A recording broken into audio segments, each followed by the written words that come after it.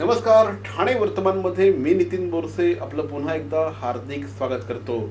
मंडळी, गेल्या काही वर्षांमध्ये आपल्या घरांमध्ये हायजीनला खूप अनन्यसाधारण अशा प्रकारचं महत्त्व प्राप्त झालं. पूर्वी जर का तुम्ही घरांमध्ये बघितलं असाल तर ठिकठिकाणी कॉक्रोचेस असायचे.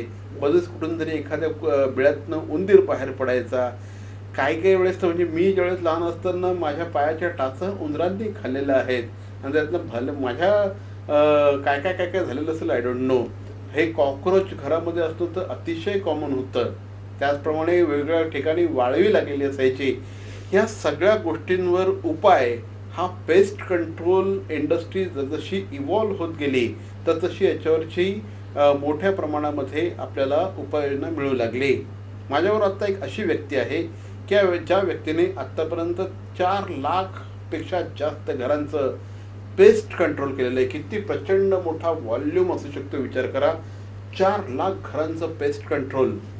माझ्यावर आता आहे श्री चिंतामण चिरकर. चिंतामण सर, सर्वप्रथम हार्दिक स्वागत. थँक्यू. नमस्कार. चिंतामण सरांची जर ओळख करून द्यायची झाली तर A1 star pest control services या कंपनीचे ते सर्व आहेत. या कंपनीचे जे ऑपरेशन्स आहे हे मुंबई, ठाणे, पुणे आणि आता कोकणातलं खेड या ठिकाणी देखील त्यांचं ऑपरेशन्स आहे. त्या ठिकाणी ते कार्यरत असतात. आजवर असंख्य म्हणजे कमीत कमी 200, 250, 300पेक्षा जास्त तरुणांना रोजगार देण्याचं महत्त्वपूर्ण कार्य या व्यक्तीने केलेलं आहे. आता आपण त्यांच्याशी याच विषयात बातचीत करणार आहोत. सर, जवळपास 3 ते 4 लाख घरांचं तुम्ही पेस्ट कंट्रोल केलेलं आहे. काय किती प्रचंड मोठा हा जनसंपर्क आहे, किती मोठं काम आहे, किती भयंकर कष्ट केले असतील तुम्ही, काय सांगाल? यासाठी सर इंडस्ट्री करताना खूप त्रास झालेला आहे. उदाहरणार्थ मी पहिला गोदरेज इंडस्ट्रीमध्ये होतो. म्हणजे गोदरेज इंडस्ट्री म्हणजे गोदरेज हायकेअर यांचं एक डिपार्टमेंट होतं. या पेस्ट कंट्रोलमध्ये कामाला लागलो. बरोबर. तर 2004 पासून ते 2010 पर्यंत होतो. जेव्हा ती इंडस्ट्री विकली गेली ISSला, त्याच्यानंतर मी कंपनी सोडून स्वतःचं माझा बिझनेस केलं. आणि मग मला जॉब नसल्यामुळे मला काही काळानंतर मी गोदरेज अँड बॉईजमध्येच गेलो. त्यांनीच सांगितलं काय असेल तू स्वतःचं कर. मग त्यानंतर म्हणजे मला त्यांनीच इथे काही जॉब मिळणार नाही, तू काहीतरी कर असं त्यांनी सांगितलं. मग त्यांनी मला जॉब दिला. काही तिथेच मला काम करण्याची संधी मिळाली. आणि त्यांनी काम दिल्यानंतर आणि पुन्हा माझी स्वतःची कंपनी चालू करून मी माझा बिझनेस चालू केला. पण त्यासाठी खूप कष्ट करावं लागले. त्यावेळेस स्वतः लेबर नसताना आम्ही काम केलं.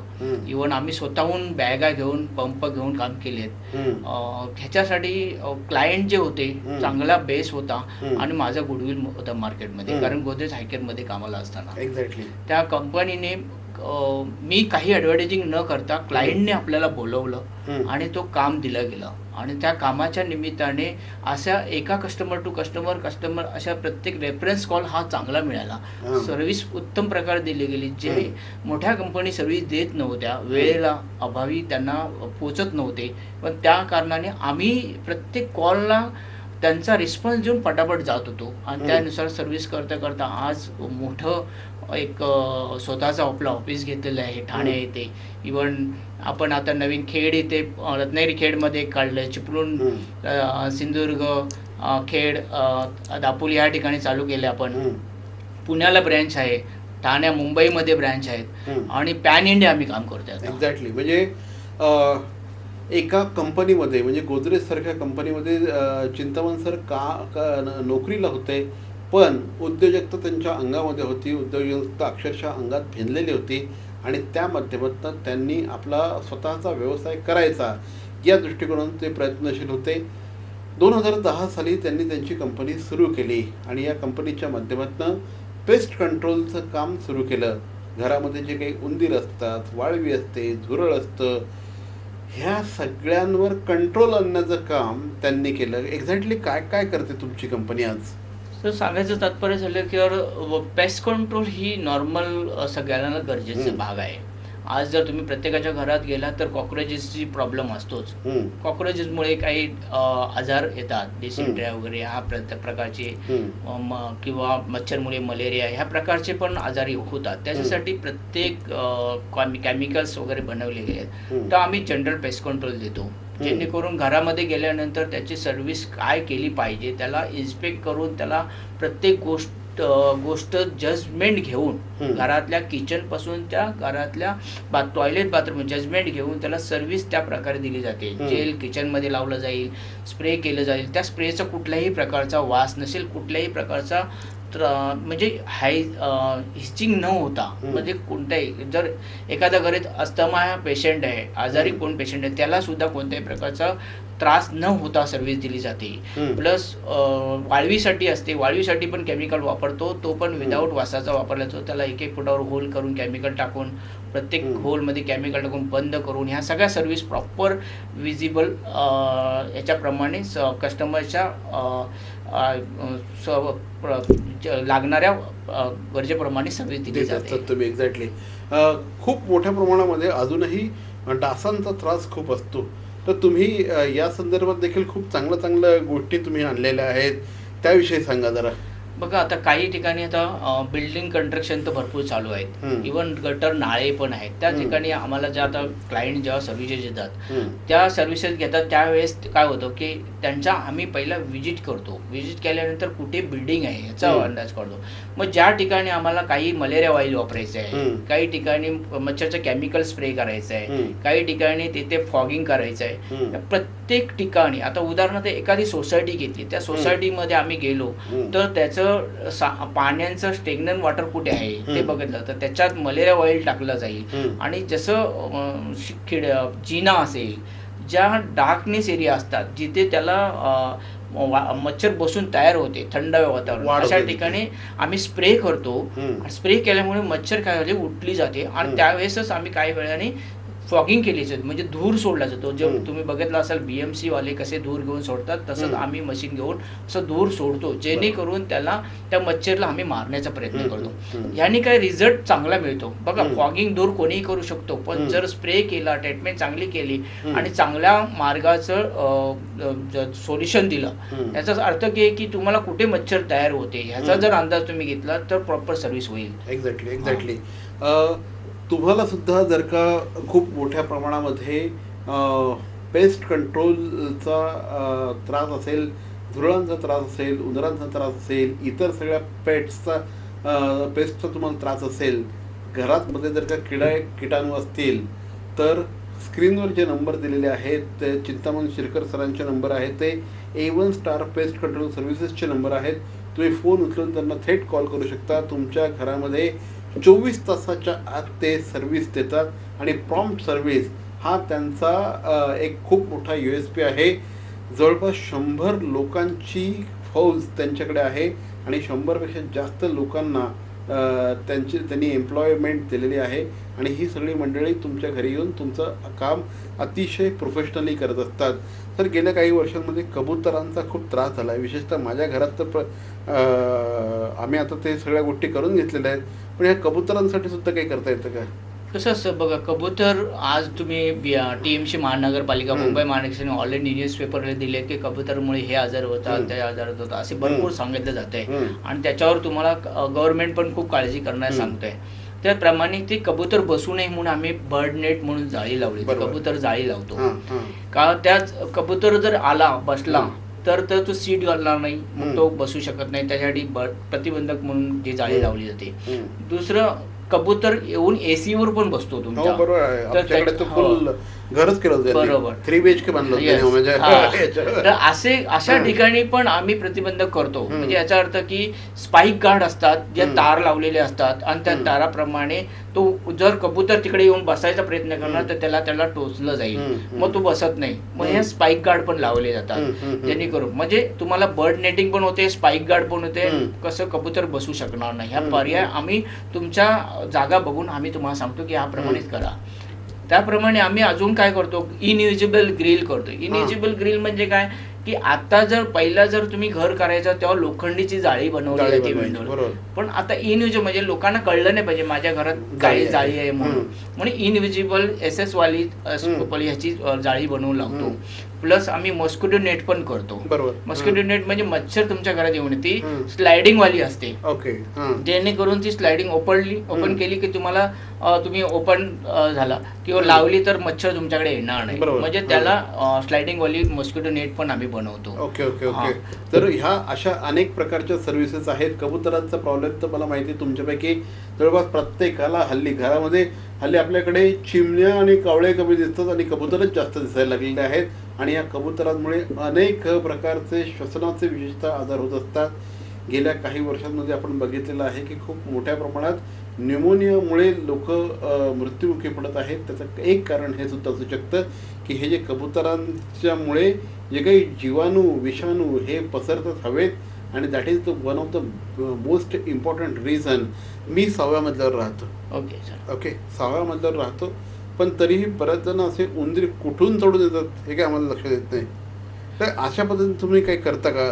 सर ॲक्च्युली काही लोकांना याचं ज्ञान आहे, नाही असं नाही, पण ते प्रॉपर काय केलं पाहिजे. लोकांकडे उंदीर गेलंय तर त्याला जाऊन त्याला मार्गदर्शन देणं गरजेचं आहे.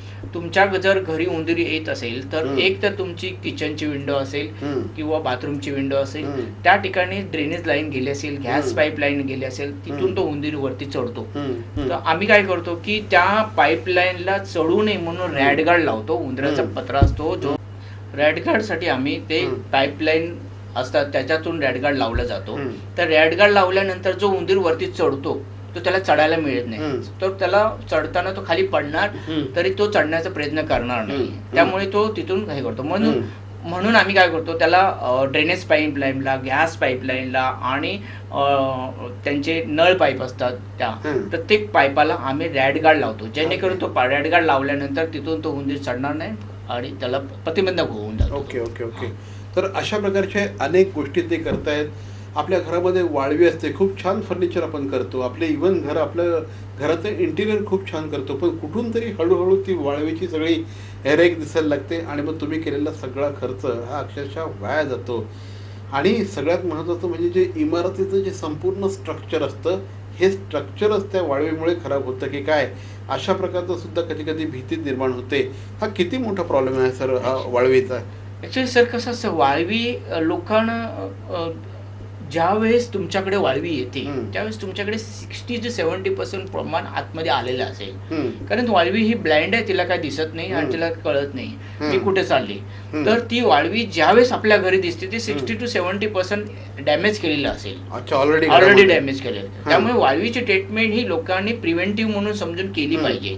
जर प्रिव्हेंटिव्ह म्हणून ट्रीटमेंट केली ना तर कन्स्ट्रक्शन चालू असताना पण बिल्डिंगचे केले जातं आणि ज्याच्या घरामध्ये फर्निचर काम चालू आहे तर तेव्हा पण केलं जातं, किंवा दरवर्षी ती कॉन्ट्रॅक्ट रिन्यू ठेवला पाहिजे. कारण ती वाळवी येऊ नये म्हणून ते प्रतिबंधक केला पाहिजे.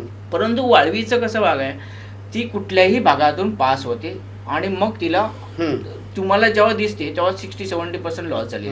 त्याच्यासाठी जर 1-1 फुटावरती होल केले, लक्ष्मण रेषा बनवली आणि ती वाळवी येण्यास जेव्हा पास होते तेव्हा ती केमिकल लागून मरून जाते. पण आज इंडियामध्ये किंवा ह्याच्यामध्ये तुम्हाला 2 प्रकारचा केमिकल वापरला जातो, एक वासवाला की विदाउट वासवाला.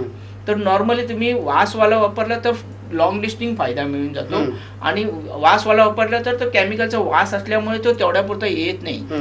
परंतु काही वेळाने ती वाळवी त्याच्या 4 पटीने तुमच्याकडे येत असते. म्हणून लोकांना माहित नाही. वाळवीची ट्रीटमेंट ही तुम्हाला गायडन्स देणाऱ्या पेस्ट कंट्रोलवाल्याकडनं प्रॉपरली घेतली तर तुम्हाला नक्की त्याचा फायदा होईल. प्लस काही लोक असतात आज 10 लाख 15 लाख 20 लाखाचं फर्निचर करतात, पण त्याला वाळवीचा कॉन्ट्रॅक्ट भारी भरते 5 ते 6 हजार किंवा 10 हजार असेल मोठा फ्लॅट असेल आणि कमीत कमी 2 ते 3 हजार पासून सर्व्हिस चालू होते. कमीत कमी छोटा एरिया तर मिनिमम 2,000-2,500 पासून सर्व्हिस चालू होते. पण तेवढ्या जर 5 लाख 10 लाखाचा तुम्ही किंवा 15 लाखाचा इंटिरियर करताय त्यामागे 5 ते 10 लाखाचा पेस्ट काउंटर केला, 10,000चा 5 ते 10,000चा पेस्ट काउंटर केला तर तुम्हाला त्याचा व्हॅल्यू खूप मोठी मिळेल. कारण तेवढ्या वेळाने तुमची तेवढी प्रॉपर्टी सेव्ह होते. तुमच्या फर्निचरचं जे लाईफ आहे हे त्यामुळे वाढत असतं. खूप हा इंटरेस्टिंग विषय आहे. आपल्याला बऱ्याचदा पेस्ट कंट्रोल म्हणजे तो एक मुलगा आपल्या घरात येतो, तो काम करून जातो, पण ह्या ज्या पेस्ट कंट्रोल कंपन्या असतात, ह्या कंपन्यांचे जे ओनर असतात, ह्या ओनर्सनी खूप मेहनत घेतलेली असते हा सगळा व्यवसाय उभा करण्यासाठी. आणि ह्या व्यवसायाचं जे एक हिस्ट्री काढायला गेलं तर साधारणपणे 25 वर्षांपासून हा व्यवसाय बहरला सर. नाही जास्त सर, कारण आज माझं वय 50 पर्यंत झालेलं आहे, 45 प्लस झालेलं आहे. तर मी जन्माच्या आधीच हे आहे, त्यामुळे खूप वर्षाचं जुनं. पण लोकांपर्यंत पोहोचणं, लोकांनी आज स्वीकारणं, तसं बघायला गेलं तर doctor PCI pest control of India ही जी कंपनी आहे ही इथे इंडियामध्ये जेव्हा स्थापित झाली, काही ते शेतकरी लोक, ते अनिल राव म्हणे ह्या लोकांनी जी चालू केले तेव्हा जे लोकांना काही कळत नाही. पण ज्यावेळेस हायकेअर कंपनी झाली तेव्हा लोकांना ॲडव्हर्टायझिंग व्हायला लागली. तेव्हा कळायला लागलं की पेस्ट कंट्रोल काय होतं. आम्ही जेव्हा होतो तेव्हा रोजचे आम्हाला इन्क्वायरी मिळत होत्या, कारण ॲडव्हर्टायझिंग होते ती. पण PCIने तेवढं ॲडव्हर्टायझिंग नव्हतं केलं. आता तुम्ही पण सुरू करा ॲडव्हर्टायझिंग करतो. तुम्हाला सांगतो की आम्ही ॲडव्हर्टायझिंग पण करतोच आहे नॉर्मली, आणि तुमच्यावर जॉईंट आहोतच. पण आम्ही गुगलवरती एवढे आहोत की आमच्या रेटिंग तुम्हाला एवढ्या चांगल्या दिसतील, कस्टमरकडे सर्व्हिस केलेल्याच्या व्ह्यूज ज्या तुम्हाला चांगल्या मिळतील, आणि नक्कीच तुम्हाला त्या वाचल्यानंतर सॅटिस्फाय. आज आमच्याकडे इन्क्वायरी ज्या येतात गुगलवरून रोजच्या चांगल्या 3 ते 4, 5 इन्क्वायरी अशा गुगल व्ह्यू आहेत. इव्हन सांगतो त्या कस्टमर समोरून सांगतात की, आणि त्यांनी समोरून आम्हाला रिव्ह्यू दिलेला असं खूप चांगला. म्हणजे जर का तुम्ही A1 स्टार पेस्ट कंट्रोल सर्व्हिसेसचा जर का तुम्ही गुगल रिव्ह्यू वाचला तर जवळपास 4.5चं रेटिंग त्यांना आहे. आणि खूप सारे त्याच्यावर जे काही रिव्ह्यूज असतात हे रिव्ह्यूज खूप पॉझिटिव्ह अशा प्रकारचे रिव्ह्यूज हे दिलेले आहेत. स्क्रीनवर त्यांचे नंबर पण दिलेले आहेत, त्यांचं बाकी सगळे इतर कॉन्टॅक्ट डिटेल्स देखील दिलेले आहेत. त्यांच्या वेबसाईटला वगैरे जाऊन सुद्धा तुम्ही ह्या सगळ्या गोष्टी बघू शकतात. खूप ताकदीने हा माणूस बिझनेस यांनी उभा केलेला आहे. नॅचरली पुढचा प्रश्न मला त्यांना असंच असणार आहे, सर पुढची भरारी काय?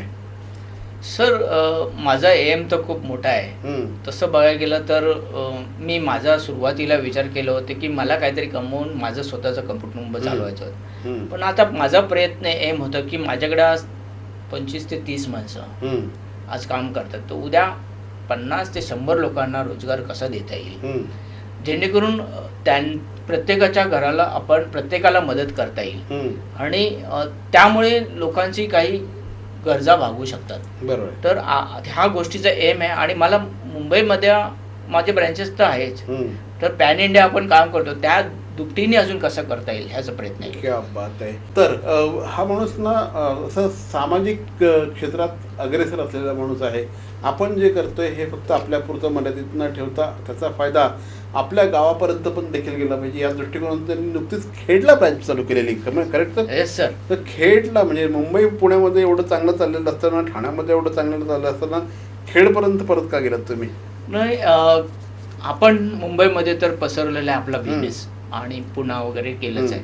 तर आपली जन्मभूमी आहे, बरोबर, जी आपण तिथं जन्म घेतले, तर त्या ठिकाणी आपण काहीतरी त्या लोकांना बिझनेस किंवा त्यांना नोकऱ्या दिल्या पाहिजेत, आणि त्यांच्यासाठी काहीतरी करायचा हेतू होता. त्या निमित्ताने आम्ही एक ब्रँच ओपन केली तिकडे, आणि लोकांना रोजगार देण्याचे प्रयत्न केलेले आहेत. एका मराठमोळ्या उद्योजकाने उद्योजक व्हायचं स्वप्न बघितलं, आणि उद्योजक होण्याचं स्वप्न बघितल्यानंतर पडेल ती मेहनत घेतली, प्रचंड प्रमाणात मेहनत घेतली, आणि त्याच्यानंतर आज त्यांची जी कंपनी आहे ही नावारूपाला आलेली आहे. या क्षेत्रातली एक आघाडीची कंपनी आहे.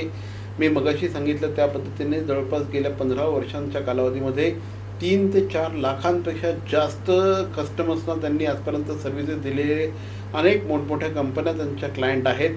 आणि हा जो व्यवसाय आहे या व्यवसायाच्या माध्यमातून जास्तीत जास्त लोकांना रोजगार देणं हा त्यांचा उद्देश आहे. सर, आमच्याशी बोललात त्याबद्दल धन्यवाद. Thank you sir.